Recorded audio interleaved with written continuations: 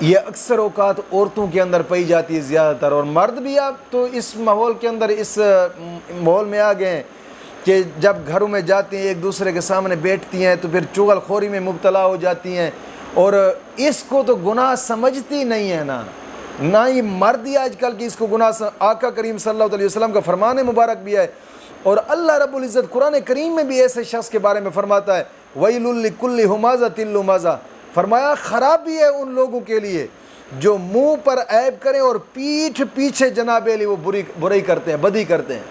اور قرآن کریم میں دوسری جگہ پہ اللہ رب العزت فرماتا ہے ہمازٍ مشاء بنمیم، فرمایا کہ بہت تانے دینے والے اور بہت ادھر کی ادھر لگاتے ہیں اور ادھر کی ادھر لگانے والے۔ اللہ رب العزت نے فرمایا حمالۃ الحطب فی جیدہا حبل من مسد، آقا کریم صلی اللہ علیہ وسلم کا اس کے بارے میں فرمان بھی ہے، اور رب تعالیٰ بھی فرماتا ہے، فرمایا لکڑیوں کا گھٹا سر پر اٹھائی، اس کے گلے میں کھجور کی چھال کا رسہ۔ مطلب کیا ہے؟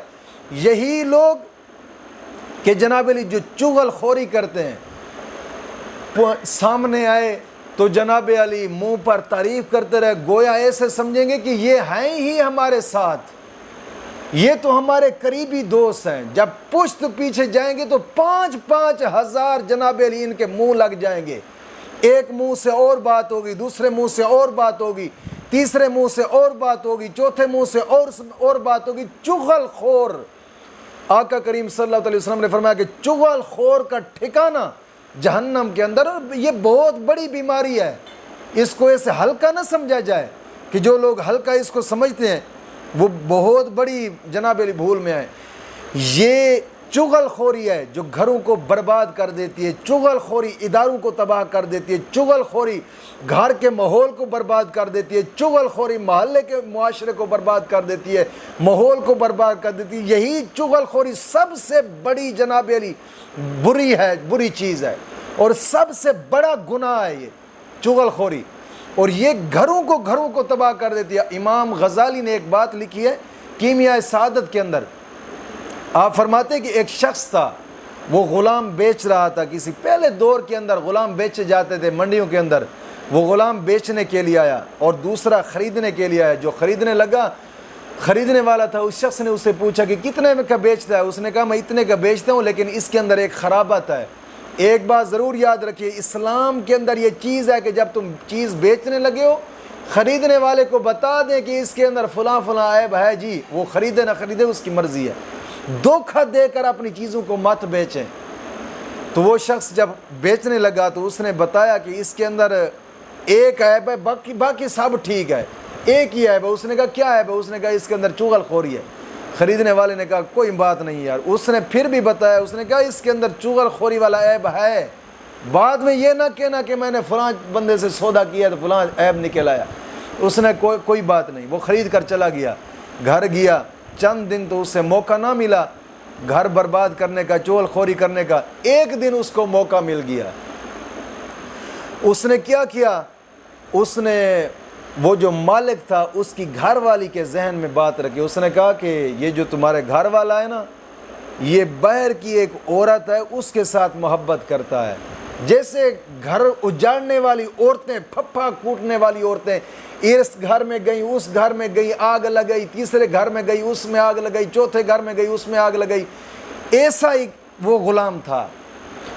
تو جناب علی اس نے کیا کیا کہ اس کی گھر والی سے کہا کہ یہ جو تمہارا مرد ہے نا، یہ ایک اور عورت سے مرتا ہے، اور عورت پر مرتا ہے، اس کے ساتھ محبت کرتا ہے۔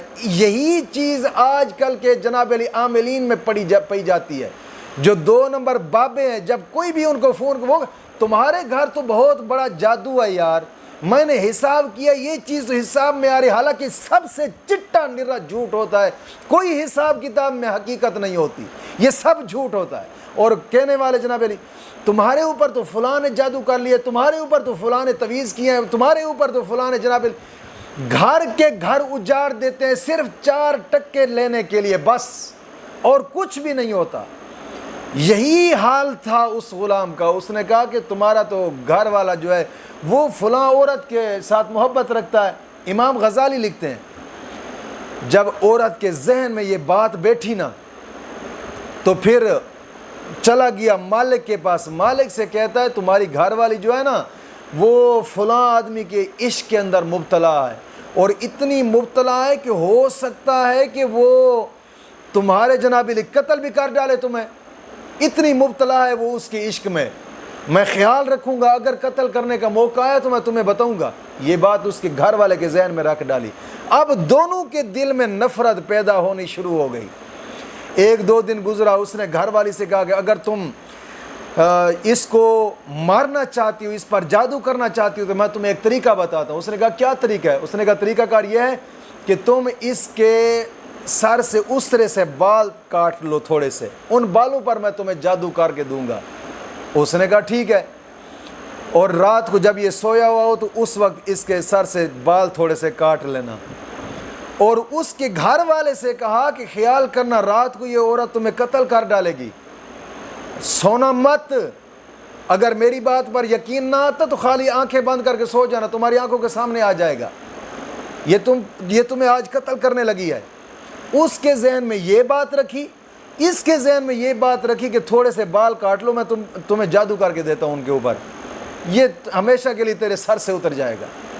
جب رات ہوئی, اب گھر والا تو آنکھیں بند کر کے ویسے لیٹا ہوا ہے غلام کی بات پر یقین کرنے کے لیے کیا اس کی بات سچی ہے جھوٹی ہے. آنکھیں بند کر کے ایسے لیٹا ہوا تھا. کچھ وقت گزرا تو وہی جناب علی اس طرح لے کر جب قریب آئی نا تو مالک نے آنکھیں کھولیں, دیکھا تو واقعی اس کے ہاتھ میں استرا تھا اور قریب تھی. اس نے اس کے ہاتھ سے استرا لیا اور اسی استرے سے اس کی گردن کاٹ ڈالی, اس عورت کو قتل کر ڈالا. اور پھر عورت کے جو میکے تھے وہ آئے, انہوں نے اس کے شوہر کو قتل کر ڈالا جس نے عورت کو, ایک چغل خور تھا, اس کی ایک چغلی کی وجہ سے گھر بھی برباد ہوا, 2 قتل بھی ہو گئے, اور پیچھے بھی پتہ نہیں خاندان کی کتنی بڑی بڑی لڑائیاں شروع. چغلی یہ کوئی عام گناہ نہیں ہے کہ اس کو چھوٹا سا سمجھ کر بس اس کو چھوڑے بھائی یار کوئی بات نہیں ہے, پوچھ پیچھے بات کر رہا ہے. حالانکہ یہ چغلی گھروں کے گھر برباد کر دیتی ہے. یہ بہت بڑا ہے بھائی, اس سے بچنا ضروری ہے دوستو.